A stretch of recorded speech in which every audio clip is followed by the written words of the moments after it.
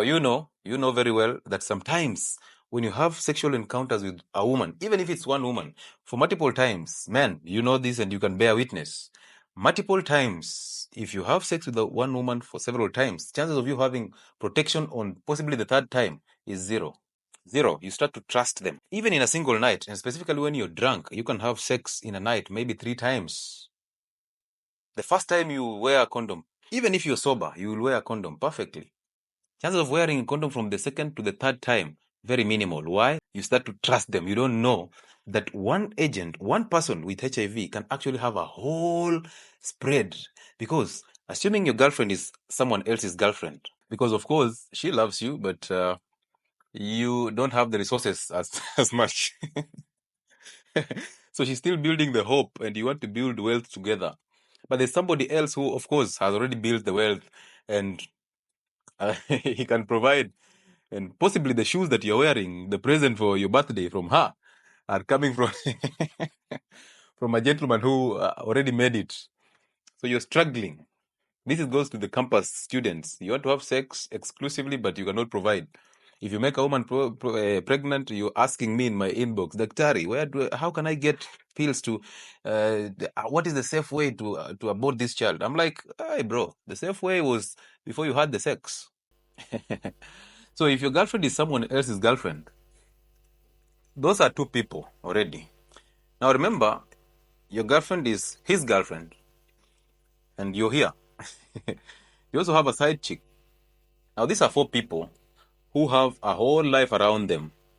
How many people can these 4 infect? Now, most of you saw that lady on Instagram who just posted things there and everybody was growing rampant. Do you remember? My people on TikTok, you also know that lady who trended on TikTok, on Twitter, and on Instagram for just posting some funny stuff about HIV. And all of you, the whole country, came down. We got united. You know her? This is the same concept. So one woman can actually infect multiple men, even if she just has one man. And this one man has a side chick. It is a whole chain. So nobody is safe from HIV.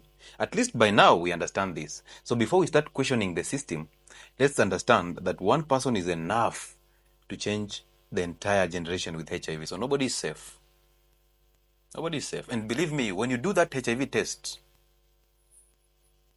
most of those tests actually reflect 3 months back.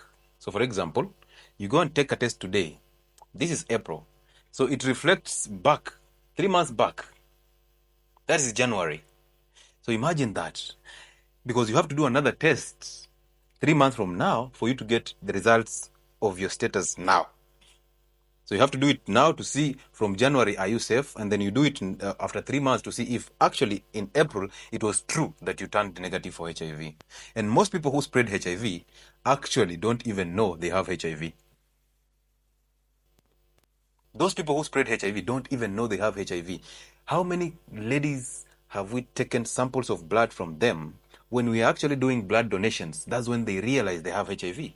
They are so surprised that actually their tests turned positive for HIV. They came to donate blood, for heaven's sake, so they did not know. And you know, if you're suspecting you're HIV positive, chances of you going to do that donation, very minimal.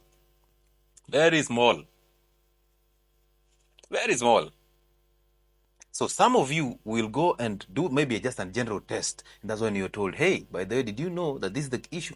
You're actually giving the doctors or the caregivers a hard time to actually now start feeling bad. It's just to convince you that, hey, now you have to start taking drugs because here is the test. Or now you have to do a confirmatory test to just ascertain that you're now HIV positive. So be careful with who you are sleeping with. It's that simple. Just be careful with who you're sleeping with. We can never be safe out here. Okay? Use a condom at least. This goes to men who have started practicing semen retention.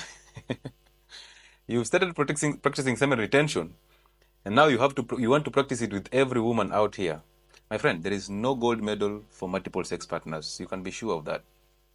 There's no gold medal. Okay?